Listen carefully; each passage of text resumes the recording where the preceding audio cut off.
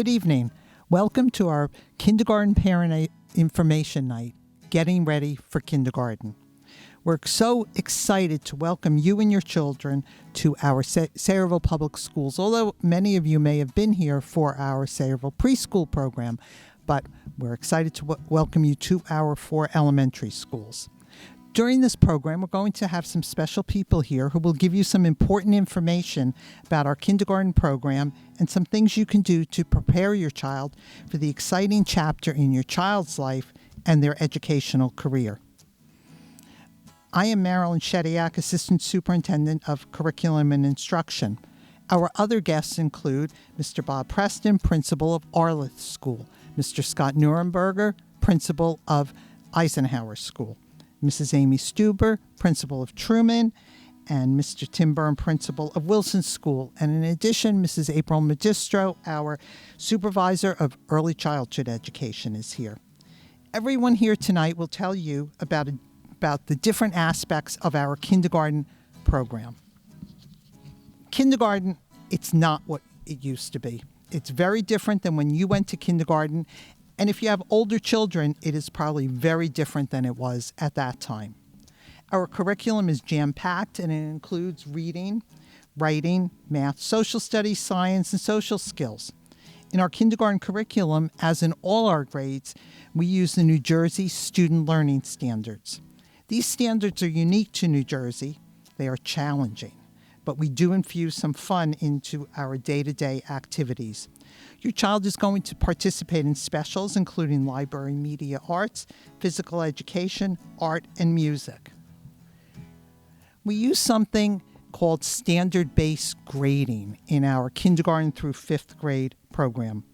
This form of grading replaces traditional grades that you may be used to, like ABC or numerical grades.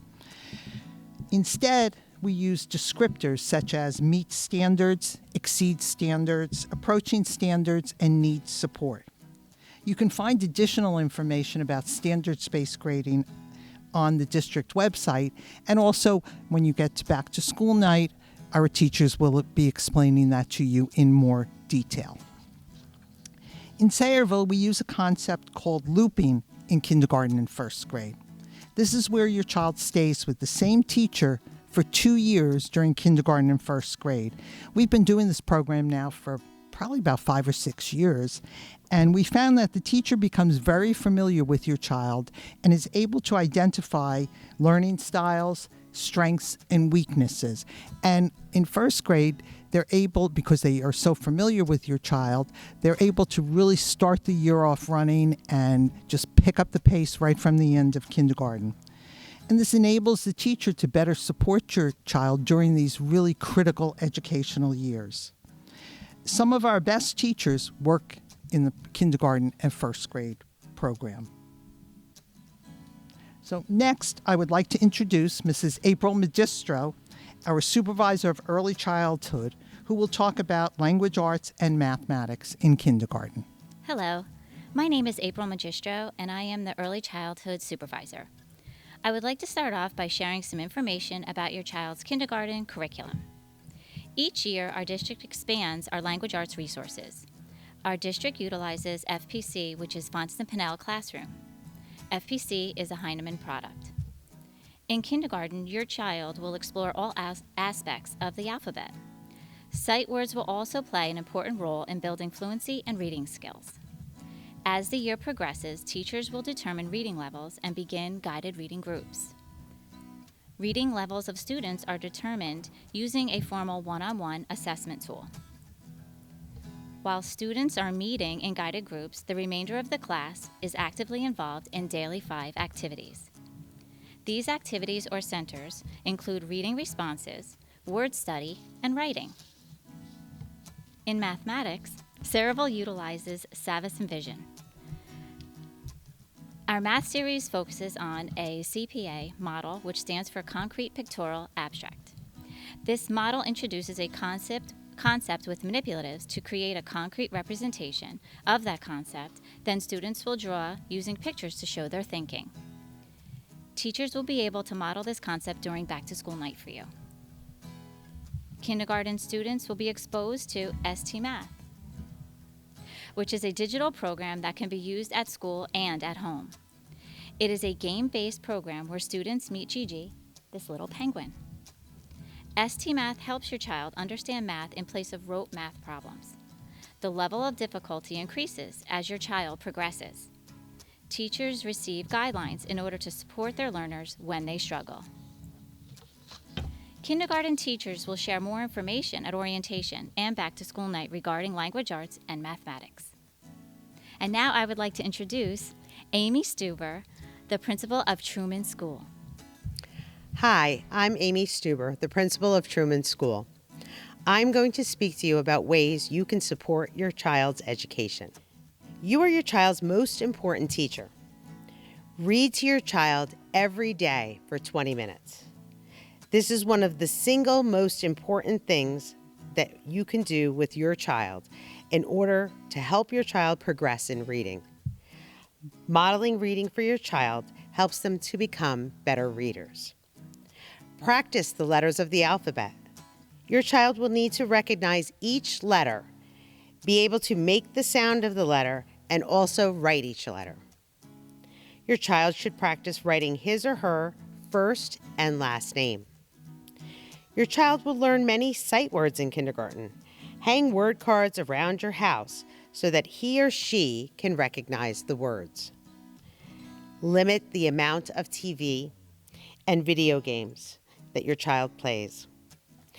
Having conversations with your child helps him or her to understand how language works. Ask them questions about the books that they are reading. Go to the public library to check out books. Create a reading area in your home. Practice writing skills by writing notes to your child and have them write back to you. For math, you can do some other things. Have your child help you sort items according to color, size, and shape. You could use blocks, silverware, toys, and other household items. Teach your child to make various patterns. Red, blue, red, blue. You could use garage sale dots, stickers, or craft pom-poms are great for this. Practice counting aloud to 20 while driving in the car. Count stairs as you walk up them and count back as you walk down them. Hang number cards on the stairs. Count objects in your home. Have your child point out each object as she counts. Teach your child the numerals 1 through 10. Go on a shape hunt. Point out circles, triangles, squares, and rectangles to your child while you are taking a walk or in the grocery store. Talk about positional and directional concepts like up and down, over and under, in and out. Talk about opposites, big and little, empty and full, slow and fast. Your child will grasp concepts and skills better if he or she has experiences with real things. Visit the local zoo or aquarium. Visit museums. Visit the local library or a bookstore. Visit parks, art performances. Visit geographic locations such as the mountains, beach, forests, and deserts. Your child needs lots of opportunities for play outside. Play is another way for your child to learn about the world. Playing both alone and in small groups helps facilitate learning and allows your child to practice skills and concepts. Children need to use their imagination. The best play is open-ended play activities. They could use sand and water activities to play. Empty boxes are always a good thing to play with. Play-Doh and everyday household items. When children play with others, they learn by making discoveries, trying new things, solving problems, developing confidence, and taking turns, sharing, and negotiating. This time with your child goes so fast. Most of all, have fun and enjoy this time with your child. Next up, I would like to introduce Mr. Scott Nurnberger, principal of Eisenhower School. Thank you. Hi, I'm Scott Nurnberger, principal at Eisenhower Elementary School, and I'm here to talk to you about the independence and socialization of your child. Talk to you about where they should be at and what they're going to learn as they go through kindergarten. Oftentimes when we think about, is my child ready for kindergarten, we think about the academic piece, the ABCs and 1, 2, 3s, and we often forget about the independence and socialization that they're going to need to be successful in this new endeavor called kindergarten. What I want to talk to you about right now is something called soft skills. Soft skills are communication skills that usually fall under what we would consider the behavior umbrella. Okay, soft skills consist of sharing, taking turns, accepting no. That's a tough one for me. Listening and following directions, following rules, stating their needs, transitioning in activities, and being flexible. Okay. Now, if you think about those and their importance, think about it. Does my child take turns? Do they share easily? Okay. Can they accept no as an answer and still move on with their day? Do they follow directions easily or follow rules? Are they able to state their needs and transitioning from task to tasks without any meltdowns or temper tantrums? As you go through some of these, you're going to probably think to yourself, sure, my child can do that. They can do this. Oh, we might need, a little work in this area too. So these are some of the soft skills that they're going to be required to be successful in kindergarten. Now, they don't need all of these skills going in. We're going to work with them as the year goes on to develop these, but these fall under the umbrella of that independence and socialization that we're going to work with your child on. Okay. So our keys to success in kindergarten. Understand the difference between right and wrong, and understanding that there are consequences for our actions. Consequences can be good or bad, depending on what the action was. So we really want to work with our children and talk them through their choices. We talk about good choices and bad choices, and what the consequences are for those logical consequences to the things that they choose to do. Okay. Using words to express their needs and feelings, and understanding that others have feelings too, that empathy piece, okay? Using words to articulate how they're feeling, and understanding that the people around them also have feelings too, and their actions have an effect on others, okay? Number 3 here is sharing, taking turns, using nice and kind words when playing with other children. Okay, and we talked about that before in the soft skills piece. Are they able to share, take turns, and play nicely? Okay. Playing alone with other children without the need for constant supervision. Okay, that's an important one. Does your child need to be constantly monitored and supervised, or can you let them go off and play independently for a period of time by themselves or with other children their age? Okay, that's also a key to success. And last, making decisions independently and taking risks while remaining safe. Okay, can they make choices on their own without the assistance of others? Okay, and we often talk about what we call productive struggle in the learning process, and are they able to take those educational risks and sometimes social risks and still remain safe? Okay, so these are our 5 keys to success within the kindergarten year. Okay. As far as independence is concerned, this is a big one that we need to think about here. Can your child tie their own shoes? Okay. Can they put on or take off their own coat? Go to the bathroom independently? Zipper their own coat? Okay. As you start to pick out school clothes for your children, are you setting them up for success? Okay. If they're used to wearing elastic pants, are you putting them in buttons and zippers now? That may cause problems down the road. These are all things to think about before you start to purchase clothing, and work with your children on these skills before they get to school. Okay? Can they open their own lunch? That's a big one. All right? Buckle their own seatbelt. Most of the children are going to be on the bus, and they need to be able to unbuckle and buckle their own seatbelt. Okay? And can they blow their nose on their own?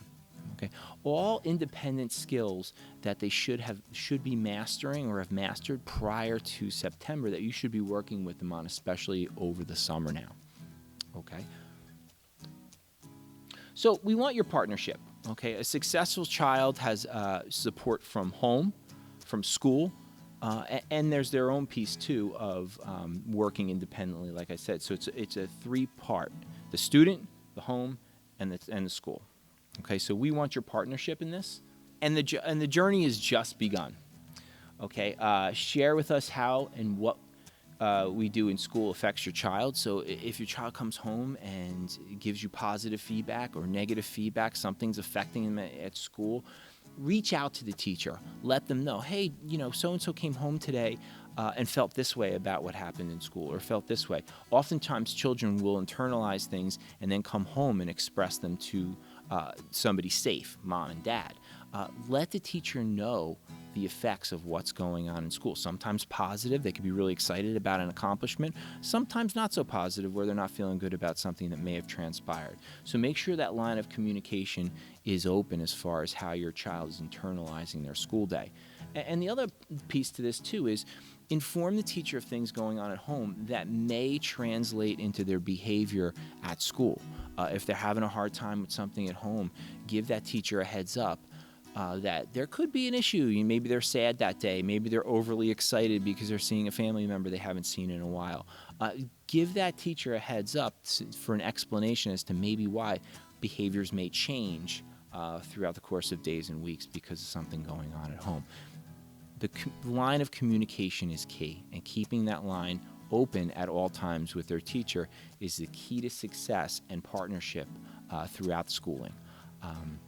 And at this time, it's my pleasure to present Mr. Bob Preston, principal at Arleth Elementary School. Hello, my name's Bob Preston. I'm the principal at Arleth Elementary School, and I'm here to talk to you about a couple items, including food services and before and after care. So first, I'd like to tell you and explain where to find all this information. It is all on our district website, so if you go to the district website, SayrevilleK12.net, you'll see a tab called Parents. Right underneath the Parents tab, if you click on that tab, this page will open up. Here, we have all of the items that you should be looking for. We have our district calendars, we have all our lunch menus listed, we have our parent portal, which is our On-Course Connect. Transportation has a web page, Leading Edge, which is our before and after care service, and our Bomber Backpack, where you'll find all of your notifications sent out through the district. For Leading Edge, this is a private company that is run in the Sayreville School District, but they are a third party that you contract with individually. So their information is on our website. This is just their front page. It has some times and approximate costs, but again, I would refer you to their website for the cost for next year. It is something you could go on at leadingedgekids.com and register with them, and it is held at the schools, and their hours are from 7 o'clock until approximately 6:30. For food services, we have our own department, and their information can be found on the website also. Many times we have questions like, what is for lunch? How do I pay for lunch? What if my child forgets their lunch? And what if my child has food allergies? We'll be going in more detail with that in our individual sessions, but have no fear. All of those are really, really easy to answer. For number one, what's for lunch? We do publish our district calendar with the menu every month, and you'll be able to know what's for lunch and for breakfast, since we do offer breakfast in the classroom every day for anyone who wants it. How do I pay for lunch? Well, we use a program called myschoolbucks.com. Again, that information is on the district website. You could register and create an account, and you use your school bucks to pay for lunches. Students will just come up to the cafeteria, enter their ID number or their name, and it will be credited to their account. Never have to worry if your child forgets their lunch, because we'll always make sure that they eat. We never let a child go hungry. We always have something for them. Also, if you want to drop off food, we have a drop box at the main entrance, and you can drop it off there, and we'll make sure that your child gets the meal that you drop off for them. So never fear, just let us know. We'll make sure that they do get a lunch for that day. And then food allergies are handled by our school nurse. Just make sure that when you register, you put all allergies on there or contact the nurse, and so that we have it documented, and we'll make sure that we have it recorded in our school system and the food nutrition system, and they'll make sure that they're not given those food items. But we, again, maintain a very open line of communication, and we'll work through with you every step along the way regarding food allergies. Now I'm going to introduce Mr. Tim Byrne, principal of Wilson Elementary School. Good evening, everybody. Again, I'm Timothy Byrne, the principal of Wilson School, and I'm the last principal this evening who's going to be speaking with you about, we've just covered a lot, haven't we, tonight? And so if you're a first-time parent to the Sayreville Public Schools, it might be, you might have a lot of questions at this particular point. So hopefully through my presentation, which will be more in terms of the psychological and emotional side in terms of school safety and transportation, in terms of that relationship that the child has with school outside of your direct purview there, I just want to have you understand that we're very accompanying here in Sayreville, so that the elementary school principals love their jobs. And one of those reasons we love our jobs is because we have a chance to work with you, along with your child, along with the teachers, in terms of their journey in school. So just keep that in mind. And again, when we do our breakout sessions, you'll have more opportunities to be able to reveal your questions and your concerns about that. So at this particular point, I'm going to be talking about safety and security in schools.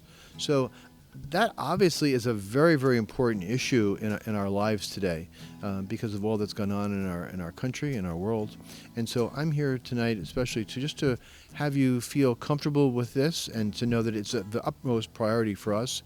And we really specialize in terms of being very attuned to the needs of both the children and yourselves and the community in terms of safety and security.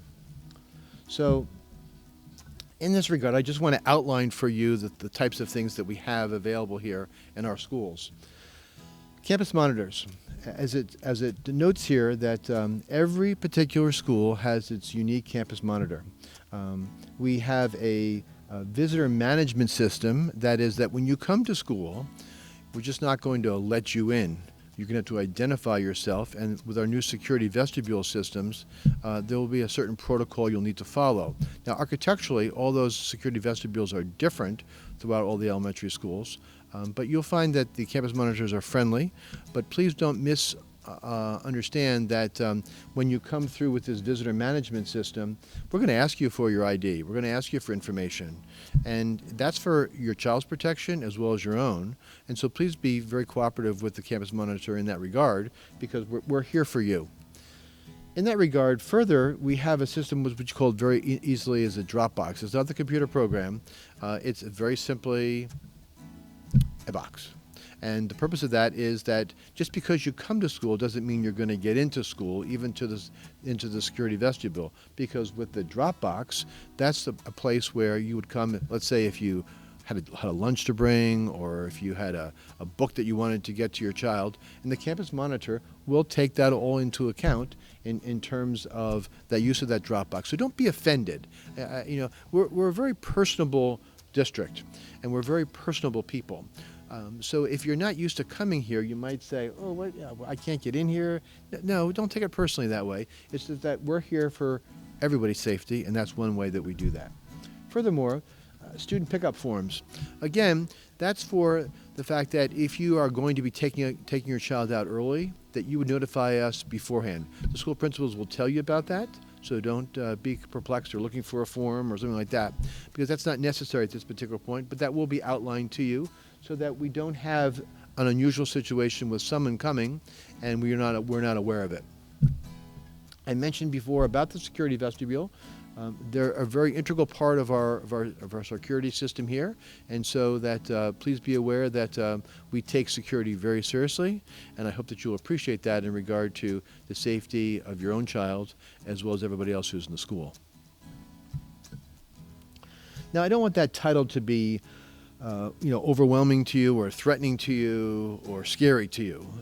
The purpose of having a police officer in the school is outlined in our shared services agreement, which is between the Sayreville Board of Education and the Sayreville Police Department.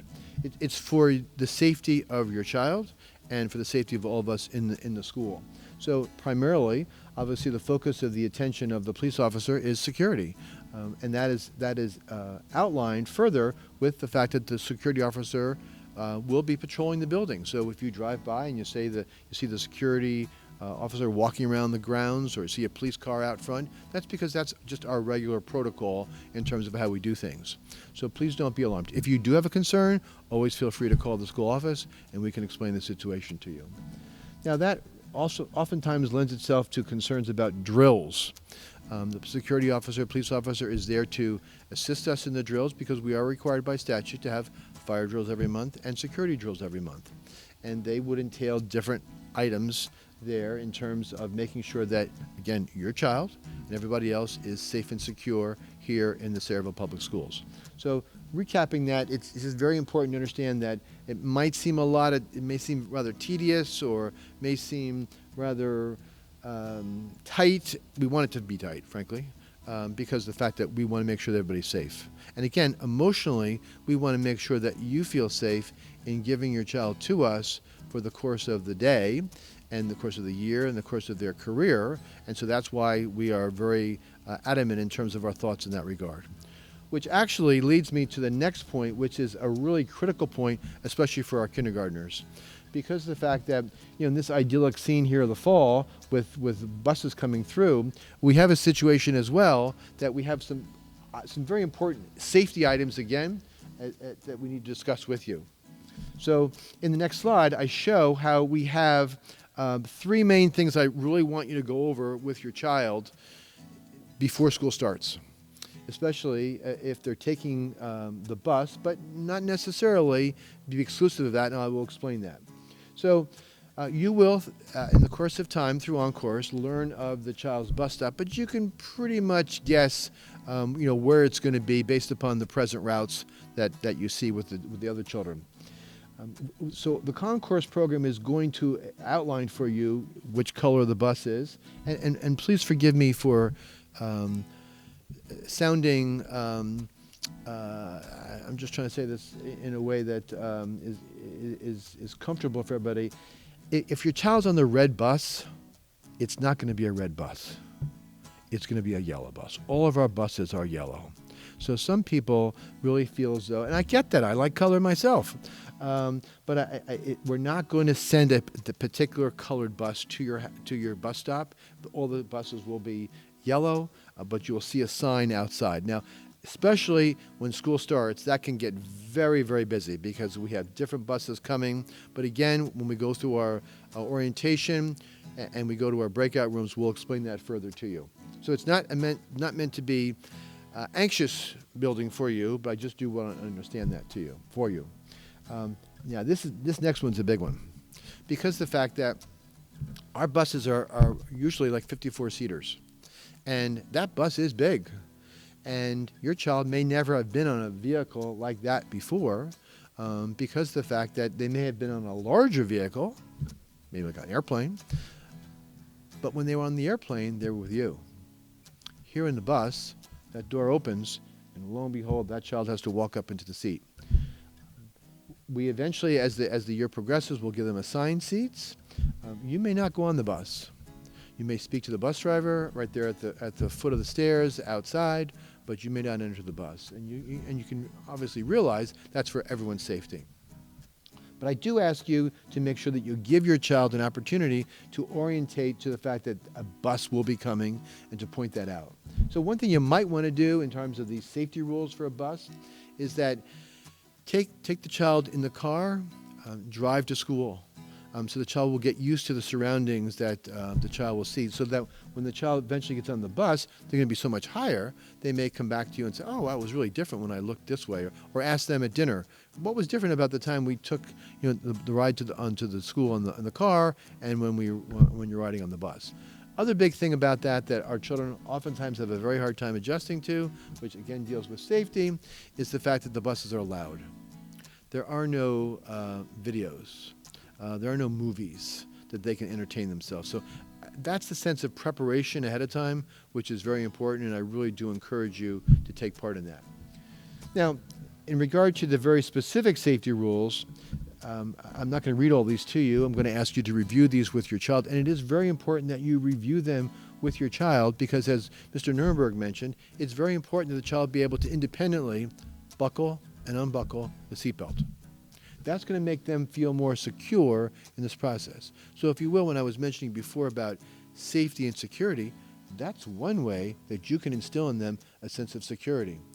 We obviously are dealing with a situation where they're going to be away from you, and we want this particular situation here with the bus coming to feel very comfortable for them.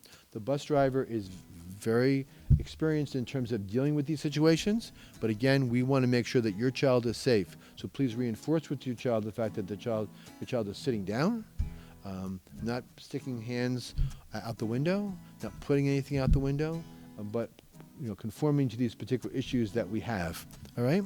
So this is something that, if I may, give you some homework.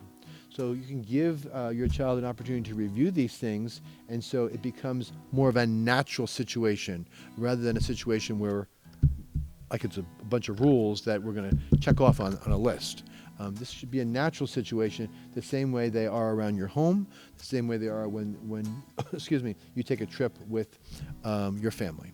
So on the next slide, we further talk about the fact that we have different situations here in regard to how is the best way to be able to have this experience be very comfortable for your child. As was mentioned previously, when you're going out to buy things, please be aware of the fact that it isn't how it looks. We're dealing with function here. So function is very important. So on that third point there in regard to removing a backpack, I love a backpack. But you need to make sure that the backpack is suitable for your child's physical size, physical strength, so it does not become a burdensome thing. The same way on the first day of school, I would suggest that they not come in woolen clothes, because the fact that that's just going to cause them some upsetment. All right, so please review these particular items here. Please reinforce the idea that the bus driver is the person in charge, and so that your child would always be compliant and understanding of the fact that the bus driver is there to make sure that everybody is safe. So as we move further along here in regard to this, we've listed here for you the phone number and the name of the Director of Transportation here in the district, so that if you have any questions, feel free to email the director with those questions. Please remember that this particular time of the year, we're trying to close out this year. We'll be moving into, obviously, our mode for next year shortly. So please give us a time to be able to make this transition. Again, this is the type of question that will come out when we deal with our breakout sessions in our individual schools. So as we conclude here this evening, I just want to ask you to jot down those questions that you have. We've obviously said a lot of things here, so that hopefully we've spurred some cognitive dissonance there for you to be able to come up with some questions. But if not, if the question comes up later, feel free to email us during the summer. Please understand that we will be on vacation, and so we might not be right back to you, but call the school office and we'll take care of you. So the next speaker is going to be Dr. Shediak, who's going to wrap this up for us this evening and for you, and you'll be receiving more information from us very soon. So thanks very much, everybody. Okay, so now that your head is probably spinning and you've heard all this information and you're feeling a little bit overwhelmed, take a deep breath, and I'm going to talk for a minute about our next steps. Okay, your next steps vary whether or not you've been in our Project Before Preschool program during this past or current school year. If you have been in our program previously, whether it was Project Before Cheesequake, UES, or one of the private preschools, you will need over the summer to update your registration. This is something that in OnCourse, this is something that's required of all of our currently enrolled students. Every summer, we request that you update your registration. And this includes updating contacts, emergency contacts, perhaps insurance information. You'll need to go in, and sometimes even an address or a phone number has changed. So you'll need to go in this summer. You will receive an email telling you when it's time to do it. It's very important that you do that, because we cannot have your child enter unless we have your updated information. Now, if you are a brand new parent to our schools, if your student is entering the Sayreville Public Schools for the first time, perhaps you just moved here or you went to a different preschool program, you will need to go in and register your child in OnCourse. Go to our district website at Sayreville, k12.net, and look for the online registration link. And you must go in there and register your child. And you must finalize that registration so we can make sure that we have your child allotted to the proper school and so on. So that those things are really, really important. Kindergarten screenings. If your child was previously enrolled in our preschool program, the preschool teacher is doing kindergarten screenings on your child during the school year. If your child is brand new to Sayreville schools, we will likely be contacting you over the summer to arrange for your child to come in to work with one of our teachers to do a brief one-on-one screening to assess your child's skills. Now, this is really important. In September, our kindergarten students do not start their official school on the first day of school, which is September 8th, for our students in grades 1 through 12. We set aside that very first day, September 8th, for parents and kindergarten students to come in for an orientation program. Your child will not go on the bus on September 8th. You will receive notification from your school's principal in August, letting you know the time and where to report for the kindergarten orientation. The parent will meet with the principal and some other key personnel in the school in one location, and your child will be able to meet their teacher and get to see their new classroom at the same time. So if you can mark that date on your calendar, September 8th for kindergarten orientation. It's normally in the afternoon, but more details will be forthcoming. Now, your child's first actual day of school will be on September 9th. Okay, and that's the day, if your child takes a bus, that they will get on the bus and they will come to school. Okay, if you have any questions, please feel free to reach out to your school principal. You can do that through emails, usually the best way to contact them. And in addition, we're going to have breakout sessions. They're going to be live sessions with the individual school principals, and they will be scheduled the week of June 21st in the evening. You will receive a letter with the information about that. It will be virtual, and you will receive a letter with the links and all of the information about those breakout sessions. So it'll give you an opportunity to meet the individual principals, perhaps ask them questions, and just have an informal chat with them about the upcoming school year. We will be emailing you that information out shortly, so look for that email containing the links. If you don't receive something by June 18th, contact your school's principal and they will make sure you receive it. But be on the lookout for that information. And if you have any questions, like I said, you may email the principal beforehand, and you can also email questions that the principal can discuss at that breakout session during the week of June 21st. And I want to say thank you for taking your time to look at this video. Hopefully we've answered at least a few of your questions, help to prepare you and your child for what's coming in September. And welcome to our elementary schools, to our kindergarten program. Thank you.